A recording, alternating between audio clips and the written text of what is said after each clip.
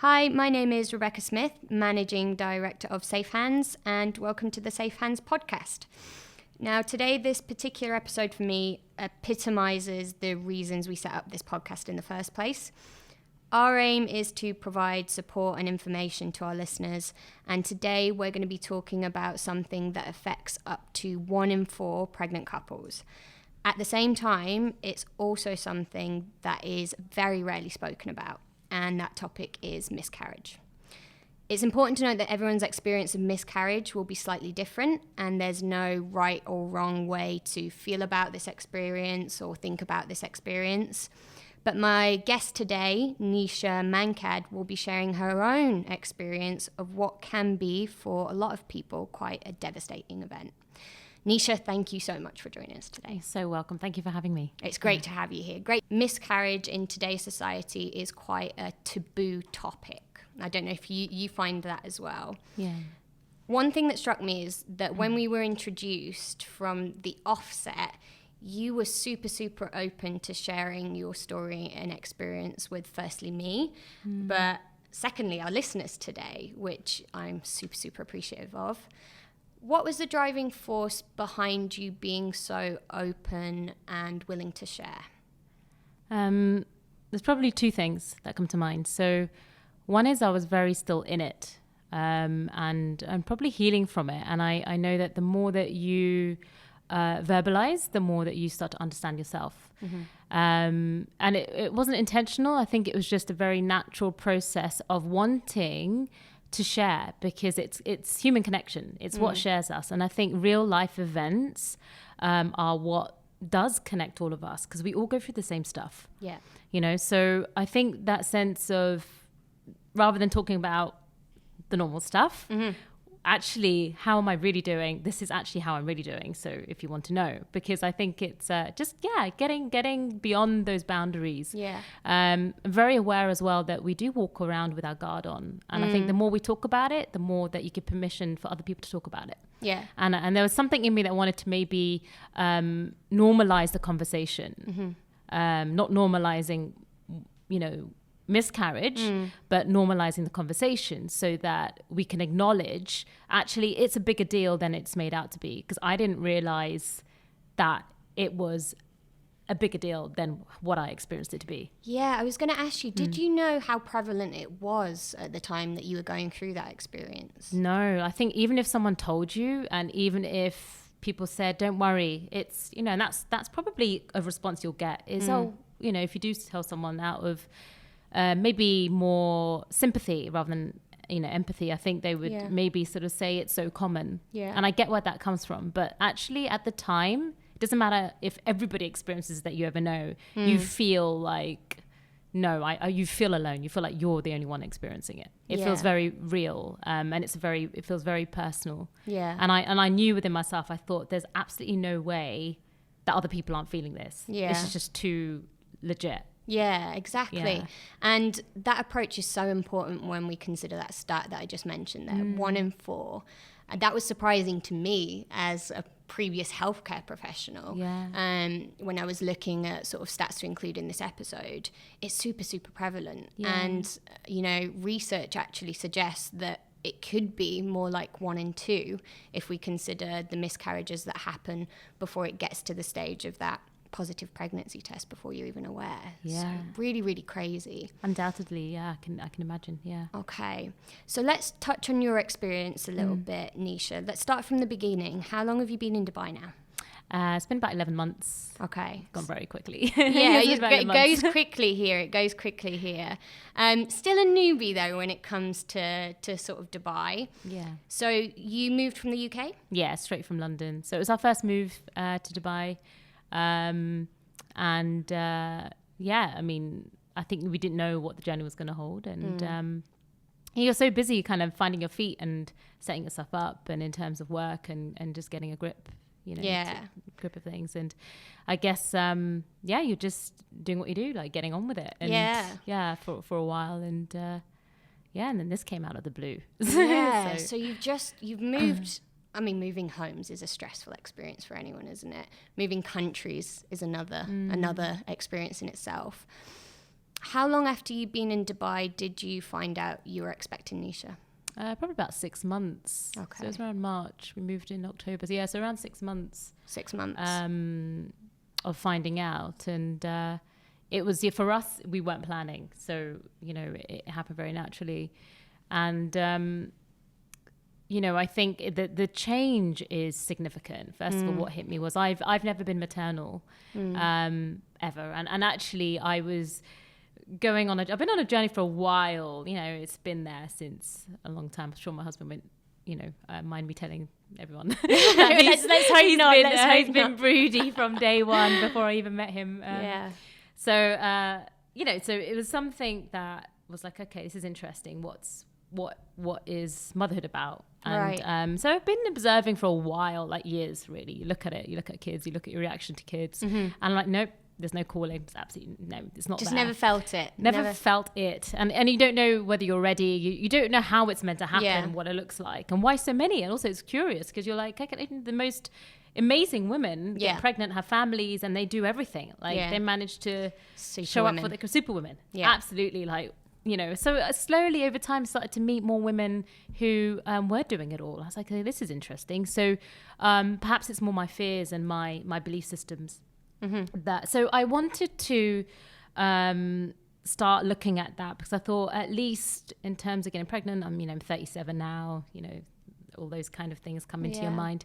And I thought, well, let me at least filter out my fears and give myself a space to deal with those. And also it's just my own ignorance or my way of thinking, my patterns of thinking that might be restricting me from being able to experience something. Yeah.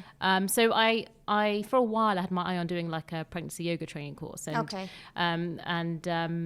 yoga's been in my life and stuff, but not really so much the prenatal side. And I started to get interested in sort of my cycle and more around, there's a beautiful, uprising in yoga, more about the feminine and understanding things around a woman's various phases that she goes through. Yeah. And so yoga's really getting quite exciting in that. And I've had a few touch point connections with people who I'm like, okay, that's interesting. Let me learn more. So I think it was all kind of happening at once. And so I ended up on this prenatal yoga training course. And,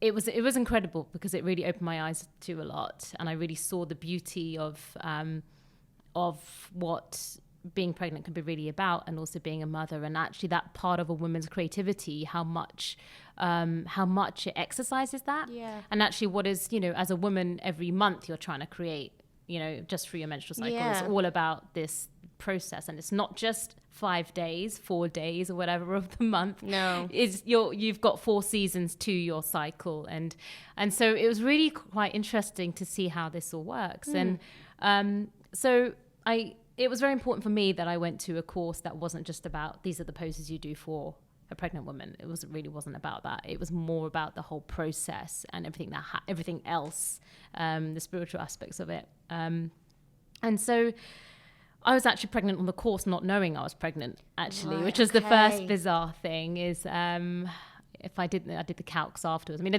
did the calculations for everything. When I found out, I was like, whoa, when did this happen? Trace it back. I had alcohol that day. I was like, tracing it back. And then I realized, okay, oh my God, I was pregnant on this course because there were some really aha moments. There were quite a few aha moments in that course. And I remember sitting in a meditation. We were doing like an ancestral history meditation, and I was all fine and everything was really relaxed. And suddenly I just got up and I wanted to be sick. Like something just happened. Yeah. And I did not feel right for the rest of the day. And I was like, what is that about? I was like, maybe there's something energetically there, like something on my ancestor never side. Occurred to you at this stage.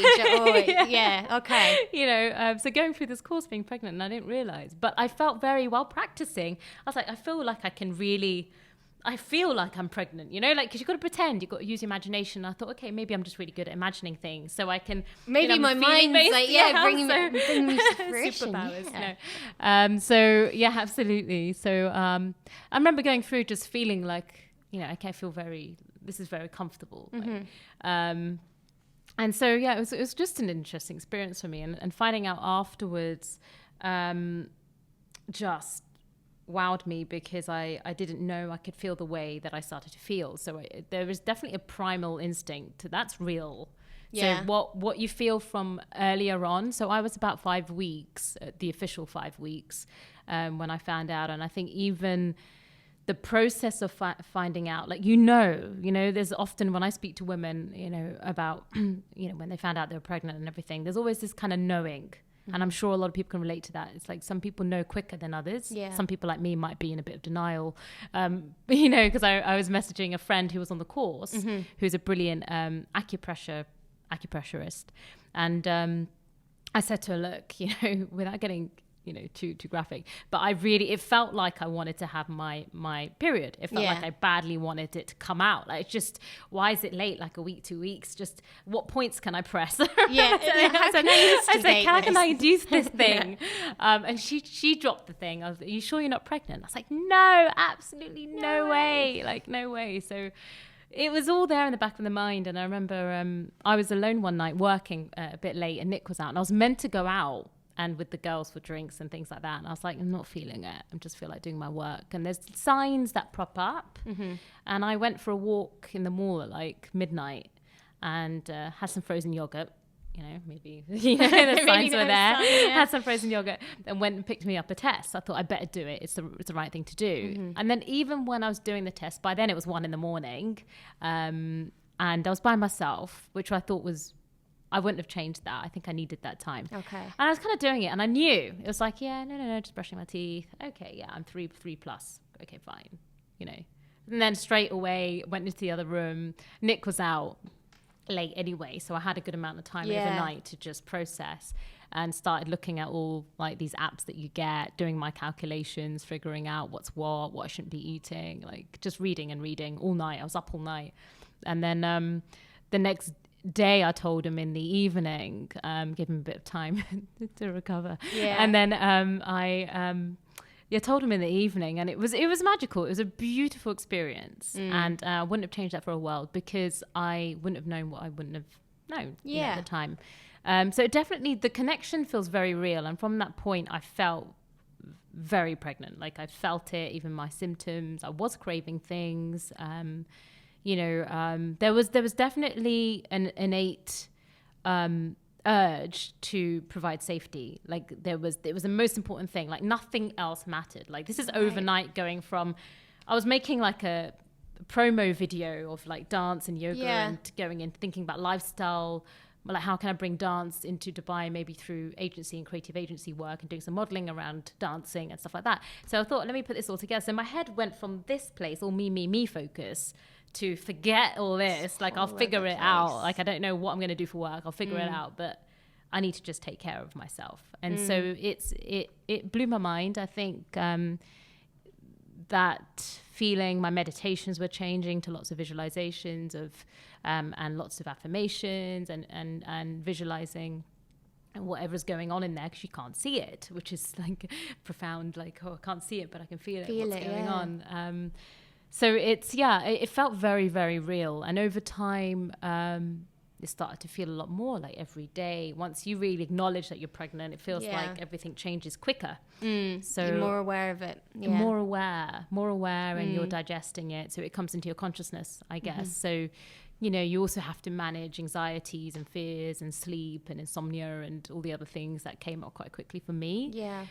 Emotions, definitely. They came up quite quickly as well. And I believe that differs from person to person. I think it really depends on the type of person you are. And also, you'll see the signs quite early from how you experience your menstrual cycle. So I think the two are related as to how sensitive you are to hormonal changes and how that affects you. So it was really interesting to see that for me. Yeah. So that we ended up having some early appointments because it was like not sure what's what. Do I need to get checked out? And so we had an early appointment by 7 weeks, I think it was. Okay. So already we had a scan. Normally you have yours at 12 weeks. Yeah, first scan is 12 weeks in the UK, right? Yeah, absolutely. But after that point, we had our first scan, and she was like, "Are you sure? Like, do you have twins in the family?" We're like, "No, we don't have twins in the family." Didn't really click what she was saying because you're just still digesting what's just going on. Standard questioning. Standard questioning. Yeah. And I just wanted to make sure that, okay, things are all right, because I wasn't sure. And then she said, I suggest you go and see this other doctor and get another scan. And we're like, why? She's like, just go. So you're like, okay, we'll go. And then this doctor was interesting, and he confirmed that there were twins, but it was very much like one of them is slightly smaller, so may not survive. So you found this out at the early first, phases. Yeah, the first point that the you first actually week of scans. Wow. So literally about 2 weeks after I found out I was pregnant, I think about 2 weeks after, we started seeing the doctors. So it kicks off quite quickly, and normally you wouldn't have a scan, but there was a little bit of spotting. I thought maybe I should, and you don't really know, right? You just don't know, and you just try to listen to the signs and go and do you're just thinking safety, like just safety. Is there anything I can do? And there's a lot of crap online. There really is. There's so much information online. Right? It can leave your head spinning, I imagine, and you can't help but not look, but just definitely try and, I would say, just be easy with the information, because there's a lot. You can put a lot of pressure on yourself, I think, if you take all of that into consideration at this time. Yeah, you try and self-diagnose every step of the way. You're going to drive yourself crazy. Yeah, for sure. Yeah. So just to recap on that, Neesha, you've gone from a place of not really feeling so maternal to uprooting your life, moving to Dubai, focusing on yoga and looking at these classes, and then finding out you're pregnant, sharing that with your husband, and then straight at the scan, you then find out twins. Yeah. And at the same point, you have been referred for another scan where you're finding out that potentially there's something wrong with one of them. Yeah. Right. Yeah. Okay. That's a whirlwind. It actually is when you exactly, and I think that's the point as well. Is there's a lot of change that happens in a short amount of time. So even the very much, hang on a minute, 1 minute, I was like, my dilemmas were around what do I do and how do I do things here? What do I want to do? And very, me focused, and our life focused, to completely the opposite. So I think, and then it just continues. That process just continues, and there's more layers and more layers. So I think absolutely, acknowledging how much happens in a short amount of time. And was that shift from you not feeling so maternal and maybe not having that on your radar to then finding out you're pregnant, was the shift almost instant in terms of that maternal instinct kicking in? Yeah. Okay. Yeah, it was really, it wasn't even with the head. It was a intuitive, primal. I would say it's quite primal. And it was interesting because I learned about that a bit more on the course when I was doing the yoga training. And I think that's why I was like, right. Okay. That's what they're talking about. Like, it's just, it's a massive safety. I don't think there's anything as raw as being pregnant in terms of carrying life. And you've got to think about things like, it's interesting because it comes up time and time again, even in pregnancy and in the birthing room, that actually if you feel fear, just like you would see like on these nature programs, if there's any fear that's detected in the room, that you will not, it will become harder to birth your baby, because you need to like feel that you're in a safe place, it's a safe environment, baby is safe, I can be safe. And so it really, there's a lot of that in the process of birthing, and just how much you tap into your creative ability. To me, it's creativity on another level. And it blew my mind learning about that, Okay. And also I think it's just empowered me. I work with prenatal women now, with pregnant women, and that is quite interesting to talk about as well at some point, to transition quite quickly away from having a miscarriage to then supporting other women. Yeah. Making sure that you've dealt with your stuff. Yeah. Yeah. So just going back to that then, at the point that you had the second scan and they tell you that, potentially there may be this problem, your feelings are going from, excitement and planning to, I imagine, instant worry. Yeah, there was a lot of anxiety. I burst into tears when it wasn't even, again, it was just like, whoa, Neesha, what's going on with these? Yeah. And you can blame everything on the hormones, but and we do that. I think that somehow it's the hormones. And yeah, okay, I do believe that has some part to play. But I think we throw that around. That probably doesn't help the stigma situation anyway. And I know we do it to be jokey and in between partners. It's like you don't know what else to say. But actually, no, it's much more than that. There is definitely, that connection is very real and very deep. And it's beyond words. I mean, the moment that someone said to me, there's a risk, that they're at risk, there's some danger, I burst into tears. Instant. Like, it was just a feeling of not wanting any harm. Like, you would do in that, I was like, I'll do anything for them. Like, all the cravings I wanted before, whatever, like, it just didn't matter. Like, I would do anything to protect them. And that's how strongly I felt. Right. Like, it reminds me, even talking about how, like, wow, okay, that blew my mind. I didn't even know I had that in me. Yeah.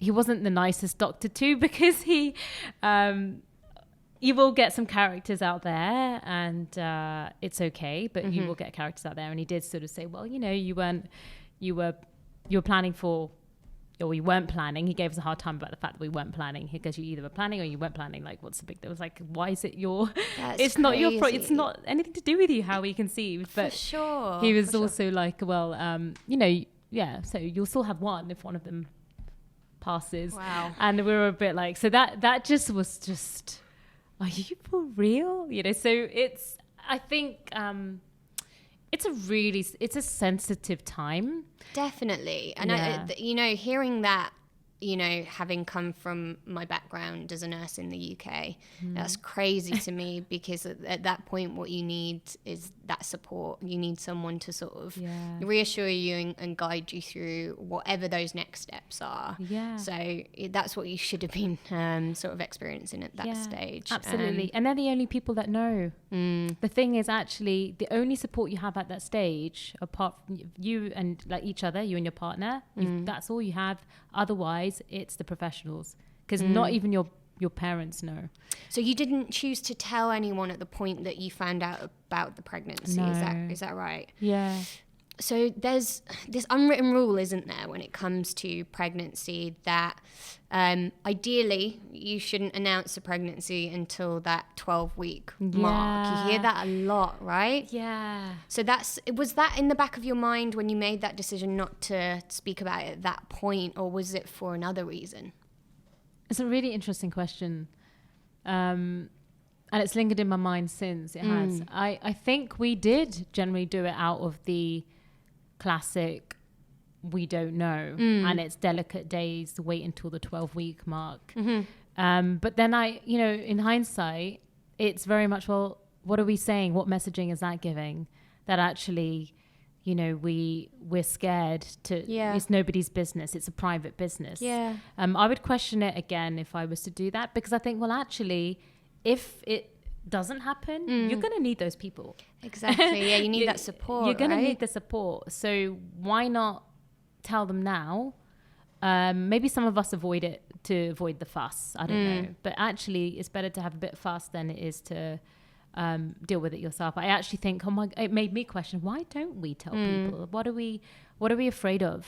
And it's exactly that actually you're in a fear period for 12 weeks. And that's crazy. Like, I wouldn't want that again, because every day it's constantly what's happening, and you're getting fed with the medical side of things, a bit of I don't know what's happening to my body, I don't know what's going on, and you're left, it's great because it brings you and your partner together, maybe closer, but you both need people. So I mean, I would definitely question, and maybe myself, I will definitely question if when we get pregnant again, as to how we deal with that. Yeah.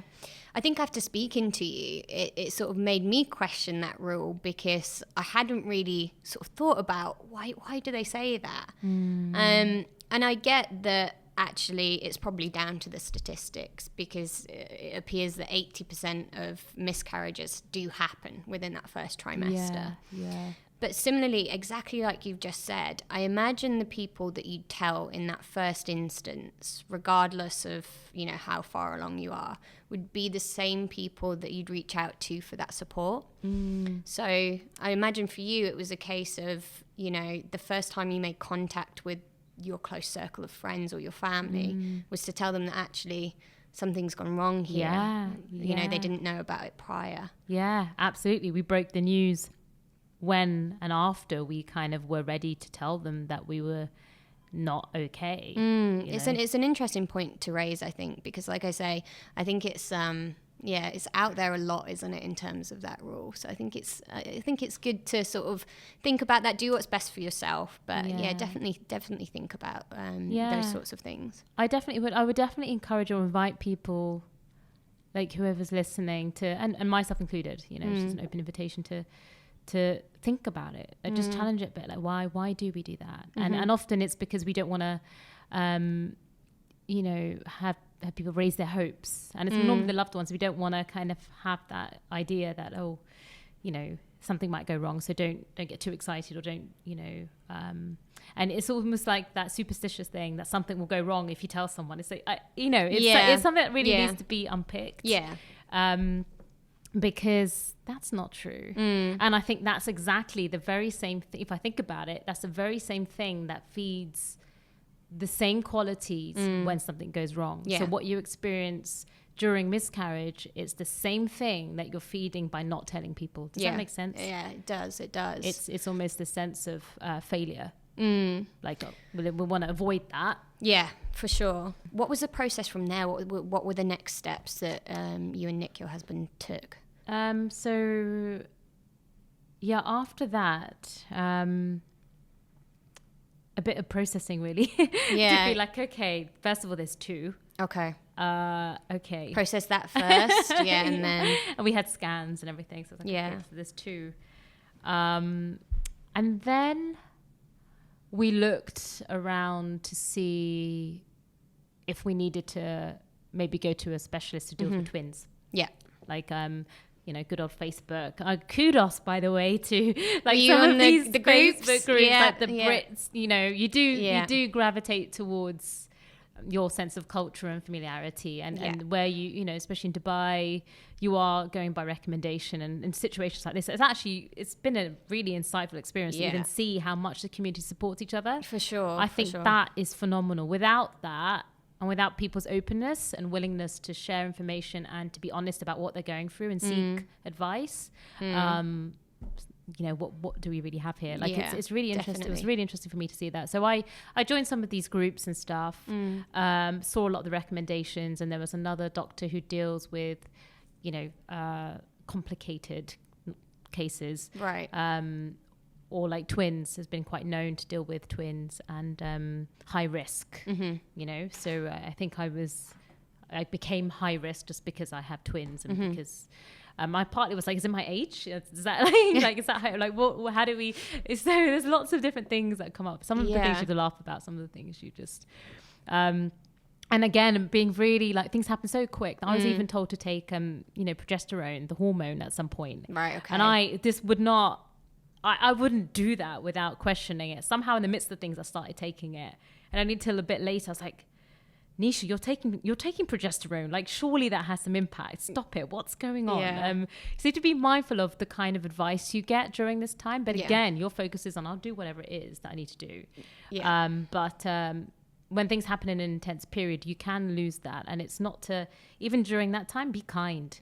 You're going to make some decisions that you think, maybe I made the wrong one, and it's okay. Like that is the nature of life, and it can heighten during pregnancy. It's just too much going on. And so we ended up seeing another doctor.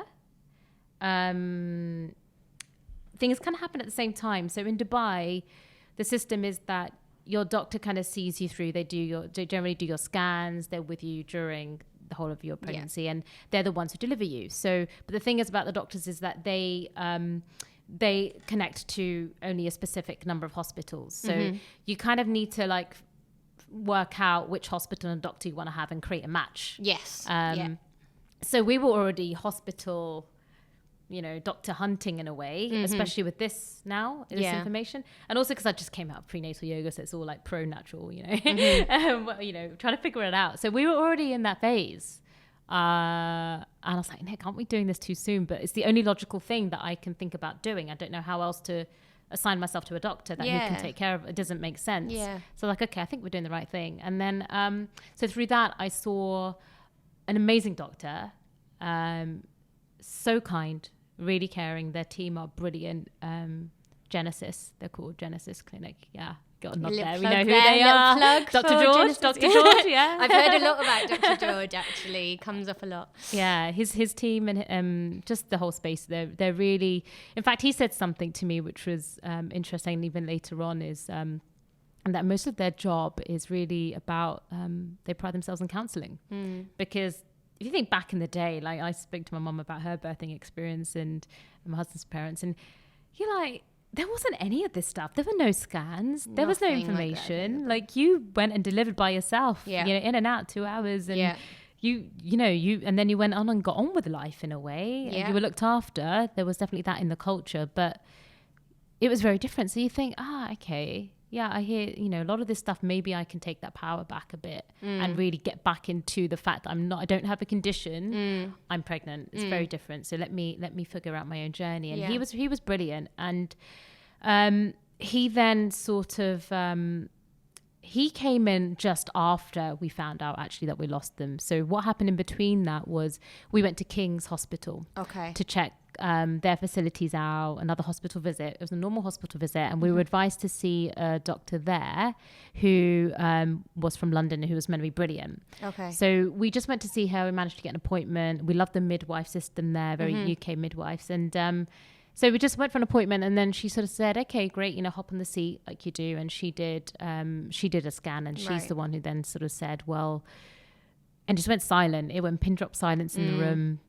It was bizarre. Like it's the most bizarre experience being told there and then that they have no heartbeat. So she just went silent, and then you knew, and then you're like, what? And she was like, I'm sorry. I don't know how to say it, that there's no heartbeat on either. Sorry. No, don't worry at all. Don't worry. So it's I can't imagine, and obviously I'm not someone who's been through this process or can claim to understand it, but like you say, to go through that whirlwind of emotions and get to that stage and get to that point where you're then being told that unfortunately neither of them have made it. I can't imagine how that feels. I think it's also some of it is also going back to the moment because it was just surreal. So I felt like you were in that moment there for I for probably a just second. traveled time for a little bit because it was how it was. It's exactly how it was. So what's coming through is that of just shock. I think it was shock. And then just her, I mean, I was just kind of like, in hindsight, you think, how do you, as a doctor, how do you say that to someone? Yeah. She was brilliant. She just gave us space. She didn't say too much. So by then it wasn't like what, like, can you explain medically what our options are? And it was just, but are you sure? Are you sure what's going on? And it was no real reaction. I just went quiet and burst into tears. And I just said, I want to go home. I want to go home. Okay. So, but she was beautiful. She was like, just, she said something that was very real, like I could relate to. She's like, just as much as God sort of gifts you these kids, they're taken away for good reason. And your body is doing its job. And that I could comprehend because from my mindset of yoga and the spirituality side of things, I can understand the essence of duality. And that I'm like, yeah, absolutely, you're right. They explained that to you at the time in terms of potentially why this may have happened, and that was all that it sort of explained to you. Yeah, I think at that time it was a bit more, look, can be really natural. The chromosomes sort of, the deficiency of the chromosomes, or just, it's not your fault.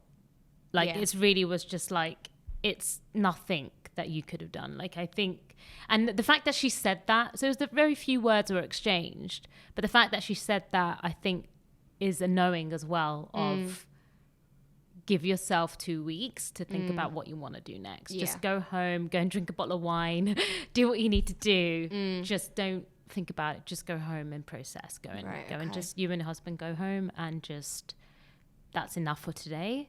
So it wasn't even the fact that she dealt with it that way was also quite symbolic, quite telling of she knows how perhaps this might what this process is of dealing with it. Resonate with you in terms of your mindset. And that respect, there was a respect of just wait, everything else can wait. Just go home for now and just go and take care of yourself. And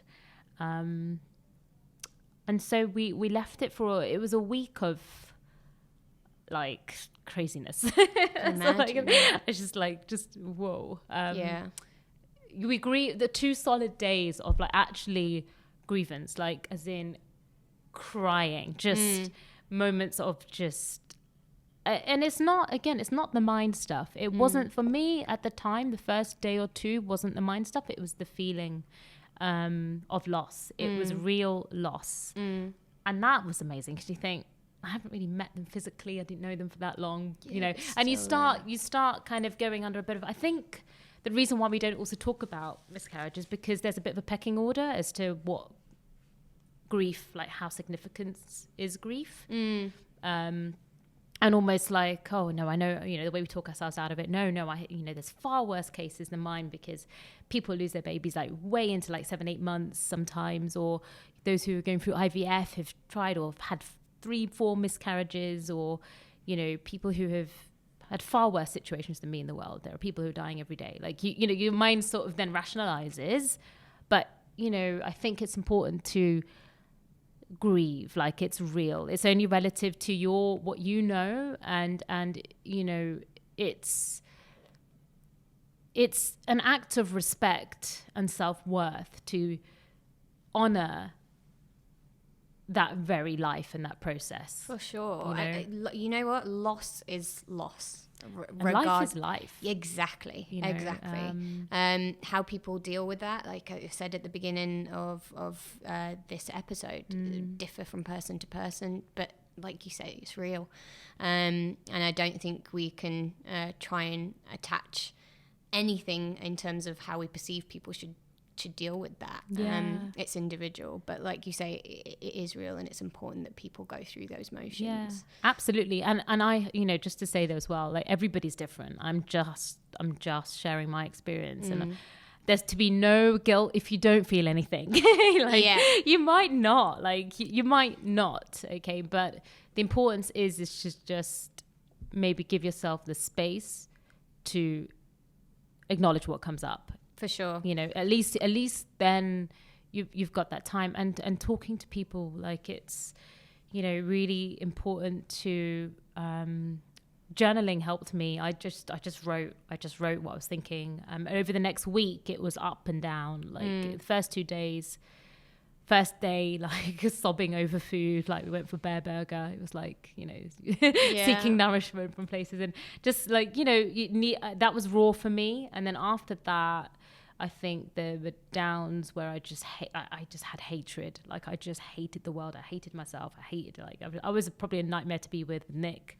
Bless him for being like there, and you know, being around for a couple of days, but he was working at the time too. And so it was, there's times where I just felt like an absolute, I went through it, and no matter how much I knew it wasn't true, I still went through it going, what did I do wrong? Maybe it was this. I remember feeling like I was carrying those shopping bags, or I was carrying my laptop too heavy and I was feeling so tired. Did it happen that day? Like, when did it happen? Like trying to, you know, that kicks in. It kicked in for me.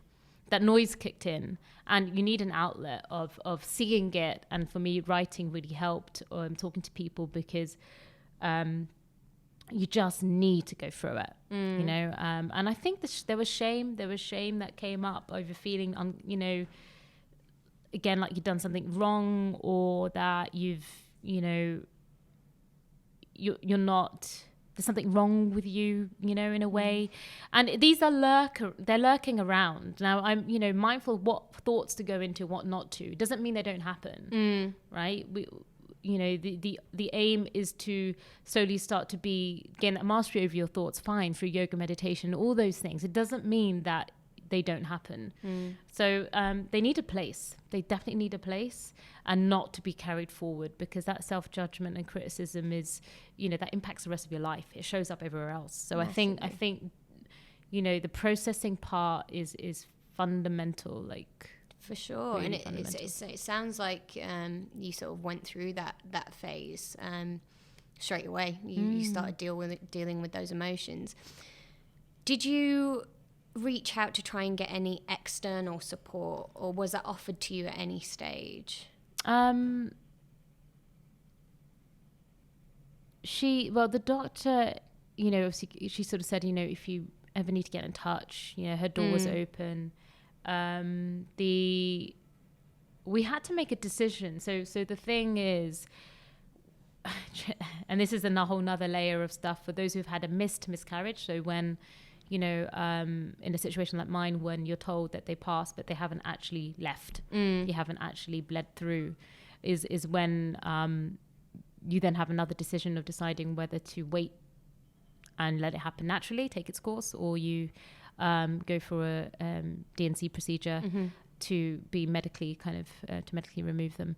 And that was a whole nother layer of things to deal with and to unpick for me, because I've gone from being so kind of pro-natural and then thinking, oh, but then now I have to have a procedure, and that comes up a lot for women. I deal with, with pregnant women all the time. We bring that into our classes, the idea of having a preference, but not a plan. The idea of, can you plan, but let go, so that if anything happens, you're not associating that to failure, or you're not perceiving it to be a negative experience, or disempowering yourself. Definitely. And somehow through this process, I also had to deal with the idea that, well, if I don't bleed naturally, then I'm disempowering myself. And again, I felt a lot of guilt. I felt guilt around the idea of going for the procedure, personally for me.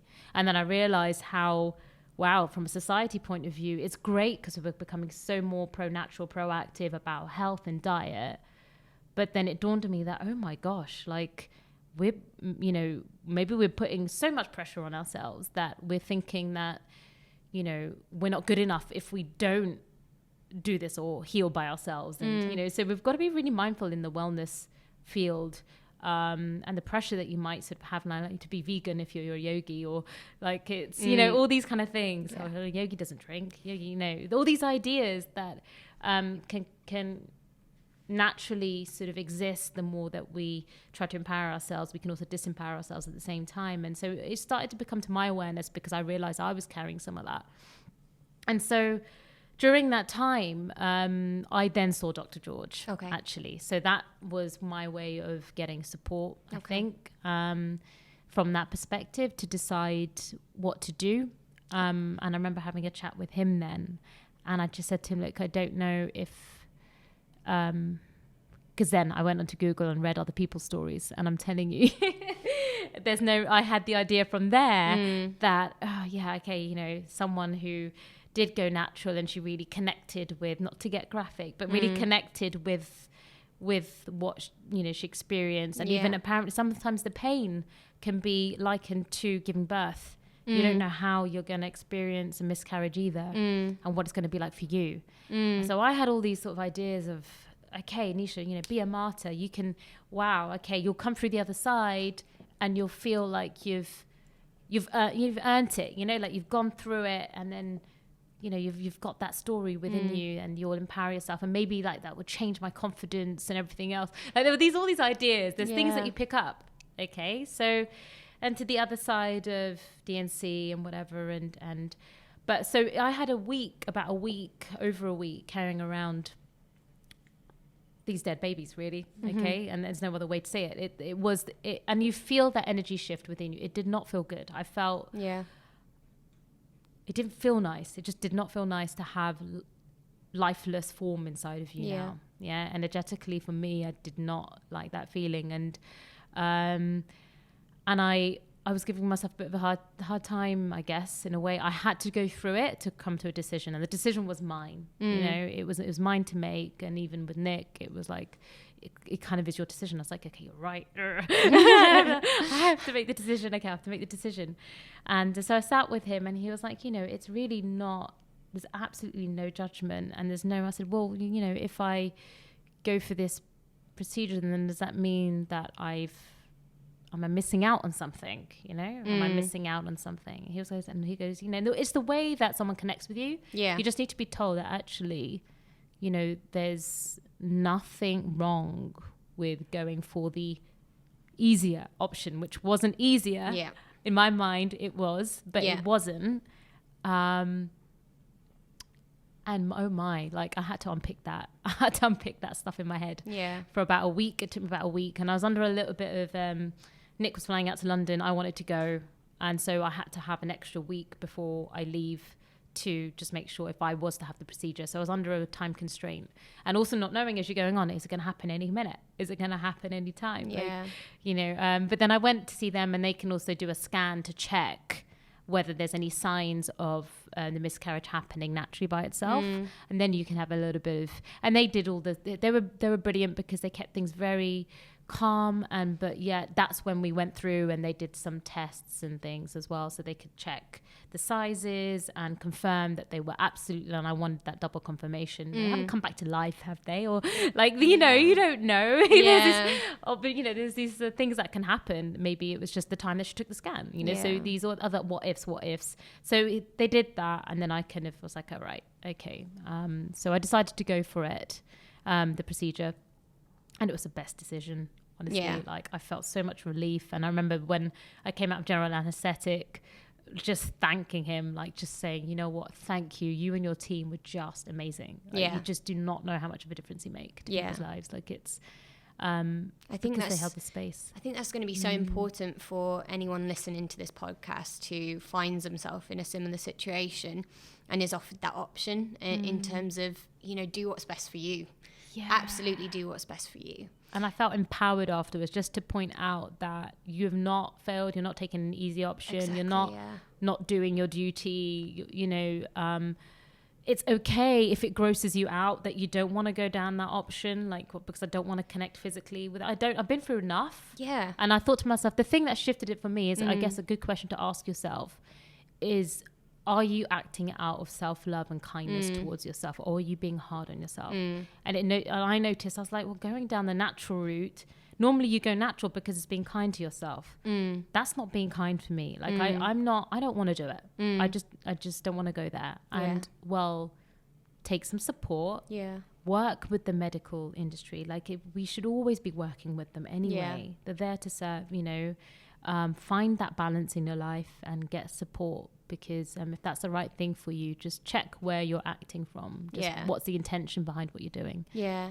I think just listening to your story there, it's super important to note that the way sort of miscarriage manifests itself also varies from person to person. And for someone who, one, hasn't been through this before, or two, maybe doesn't know a lot about it, I think when you think of miscarriage, you often think of that sort of situation that entails the heavy bleed, sort of the cramps, and the obvious signs of that happening. But actually, for quite a lot of women, they don't actually know that this has happened until it gets to that point of the scan. And when it gets to that stage, like you say, you're faced with that decision. Okay, what do I do from here?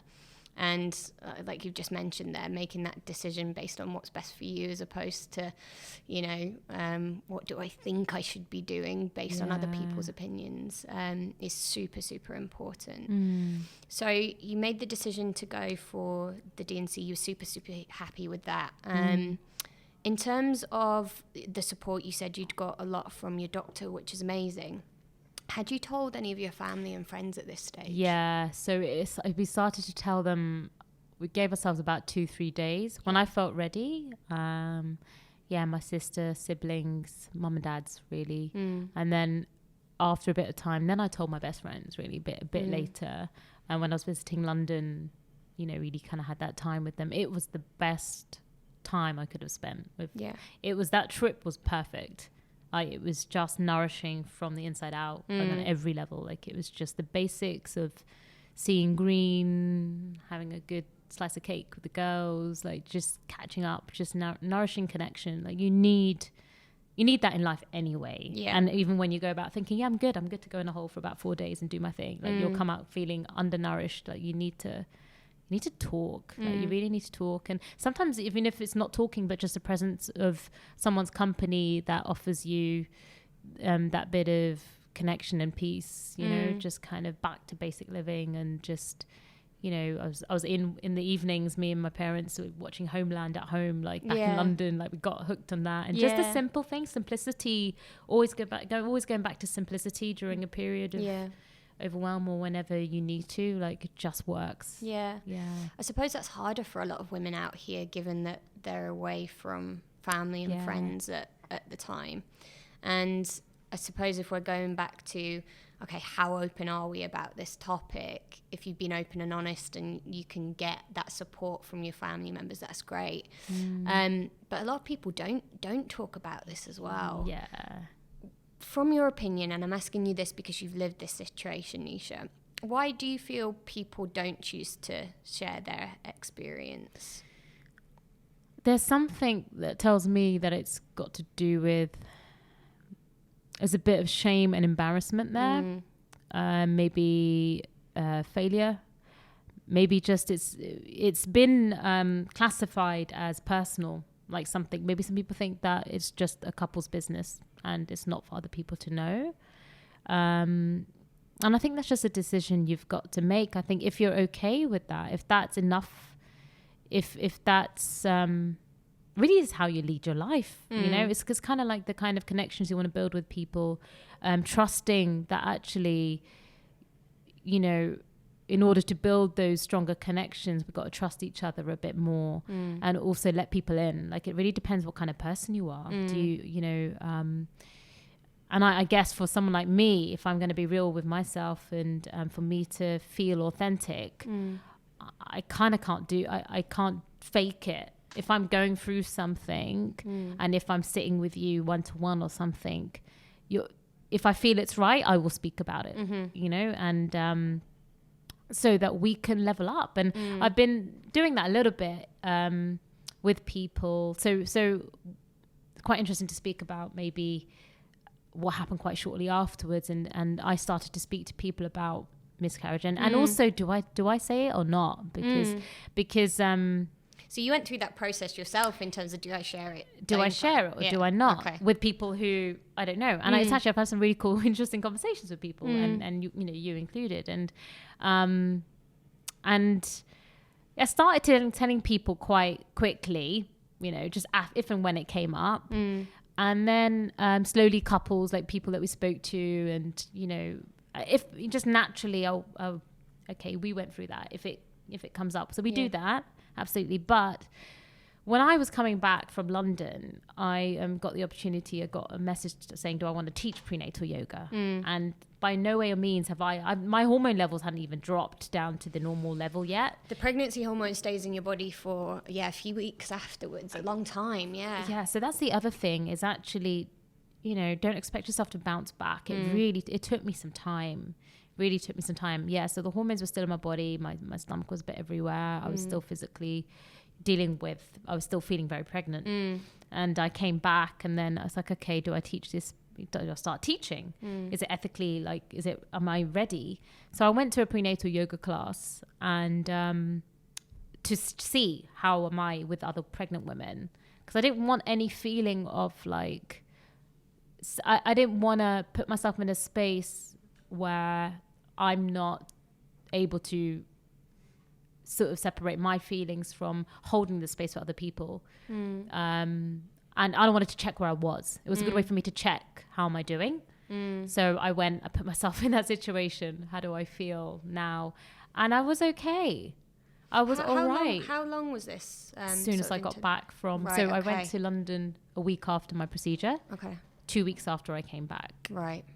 Pretty much that week I went to a pregnancy yoga class. It's another whirlwind, isn't it? Yeah. Like, okay.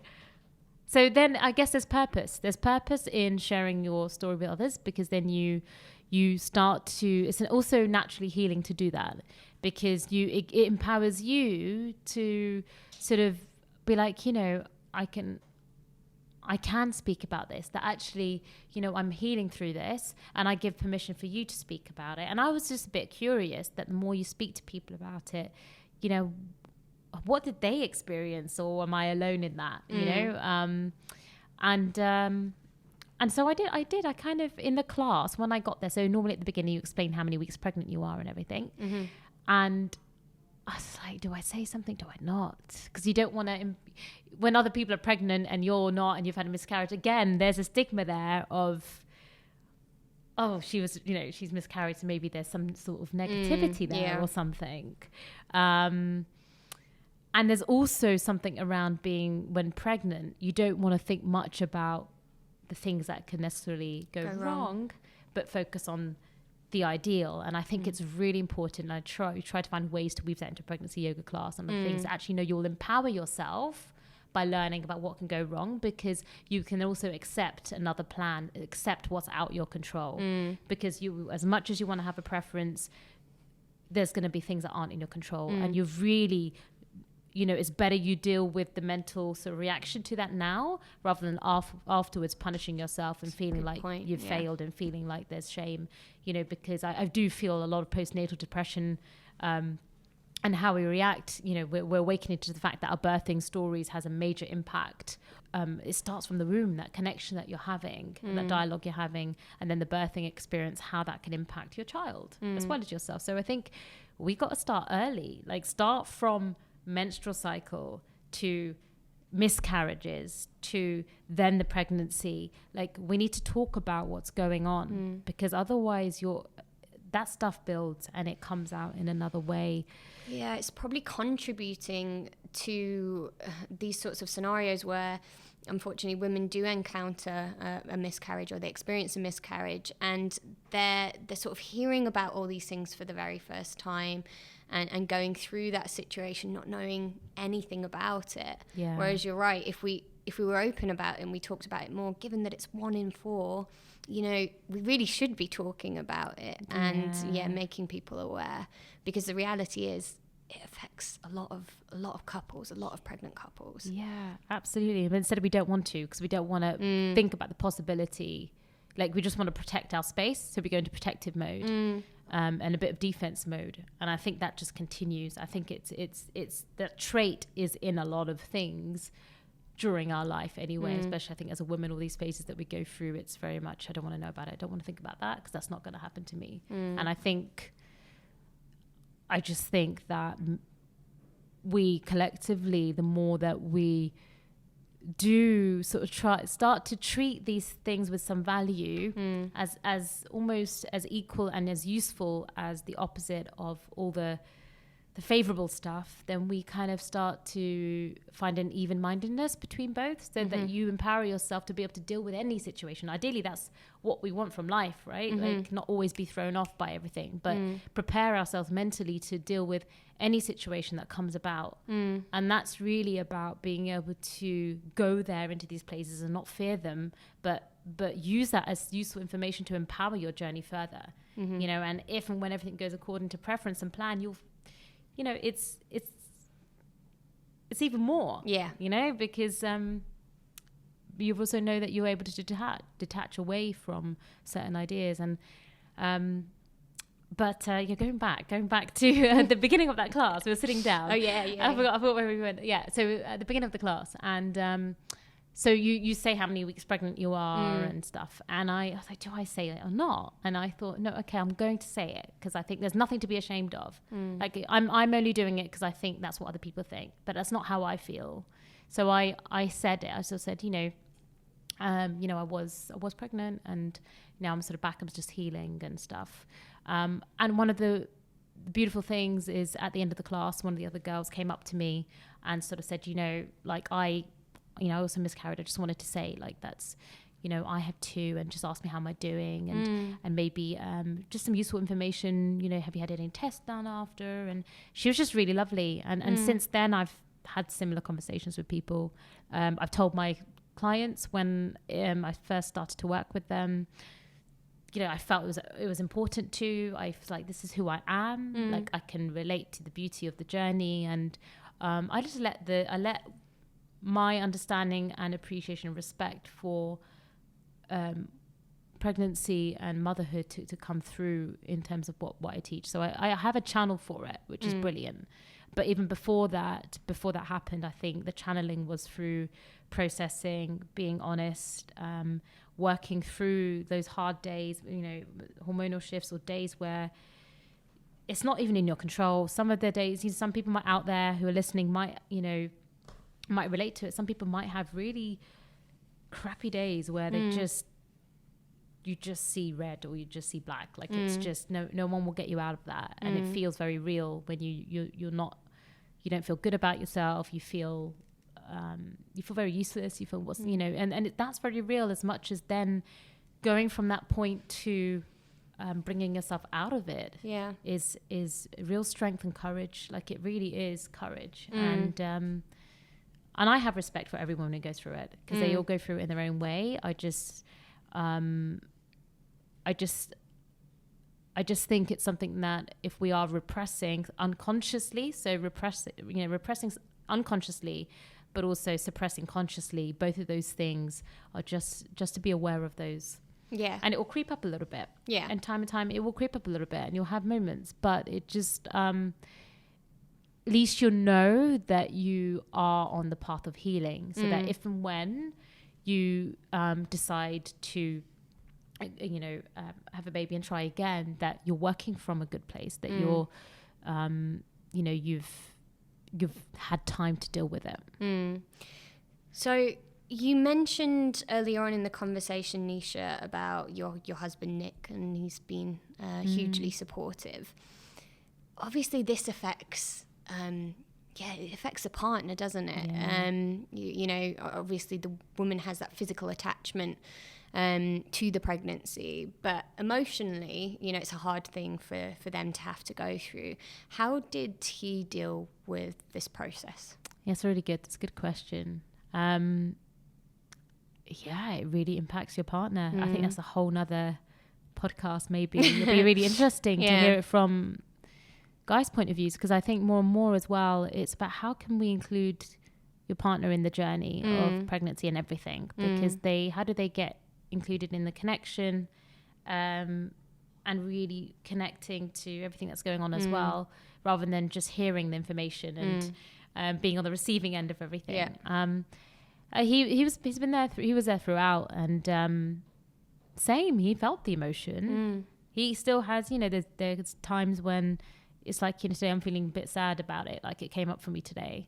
And having that kind of open dialogue going, even hearing that, you're like, yeah, that's legit, because it does come up. And for him, it was real too. Like, he grieved as well. Yeah, he grieved. I think it's a part of him kind of trying to be strong, and because there's so much happening from my end, that pressure is a lot to take. And I think he probably took a lot of it.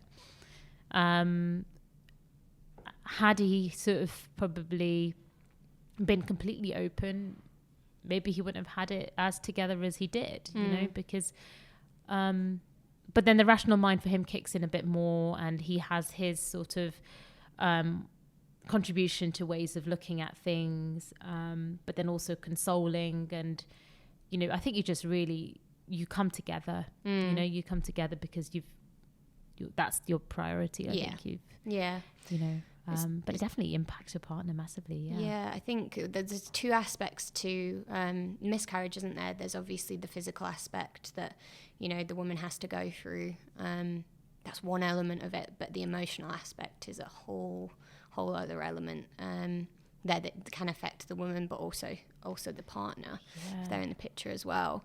It's so good that you had that open communication between the two of you, though. It sounds like that was sort of key in terms of, keeping you sort of sane through the whole process and making sure you're both on the same page and you could both voice how you were feeling at any time, which sounds like it was quite an important thing and quite an important factor. Yeah, I mean, I think kudos to partners who, because there's probably times where he probably didn't voice how he felt because he probably felt he couldn't. Okay. To be fair, there's probably times when it was, maybe there wasn't room for him to, because maybe it was just too much going on with me, or, so I think they do take on so much more in the background. So quietly kind of letting go of times when you're just like, rah, probably really testing patience, like they're up their patience levels and everything else, because you don't know what's going on half the time with yourself. Like, what it's very unstable. You feel, unstable through all the changes as well. And you're trying to figure out what you need. And so that person going through all of that at the same time, but trying to be the even one, trying to, a time where you're not so, and that person is then kind of put into a position where they need to try and be the stable one, is really trying. Yeah. And I think that's the dynamics of a relationship anyway, that, one person has to try and be that person when the other person isn't. Compensate and, almost. Compensate. Yeah. So I think, probably heightened really during a time like that. Yeah. Sometimes we laugh about it now. He laughs about the time I think we were driving one time to the hospital, and I went from laughing to crying in one conversation. Oh, it was like, what was that? What is going on? Like, there's some funny moments. You think, I don't even know what I was laughing then crying about, all in the same sentence. Yeah. Like, maybe I'm just a bit of a mad woman, but it's stuff happens that you can also laugh about in hindsight, and then honor it. It's important to talk about it and continuously kind of remember it, and remember like it happened. Like, whoa. And I came back from London, I was like, I'm in Dubai and I'm not pregnant. I don't really know what to do with myself, because I 1 minute I was pregnant, next minute I wasn't, and I came back to Dubai, and I had to reinvent myself again. Yeah. So my purpose was now back to the me-ness and the I-ness, and what can I do to hone my skills and crafts here, and to build a career here, and it felt heavy, because it felt, to be honest, nothing felt as important. It didn't feel important anymore. It was like, this isn't really important anymore. So I kind of that was interesting to try to cultivate my why again, because my why changed, and quite drastically, into something that was like, it was almost a relief. Like, I was pregnant, I was a relief, because it's like I don't have to think about myself anymore, like, so much, just for now. Like, the weight of purpose for me at the time had changed. So that was quite a lesson for me. Yeah, it's another journey, isn't it? Like you say, what you did have as a priority has changed. So you're coming back to Dubai and you're having to start that journey again. So crazy time.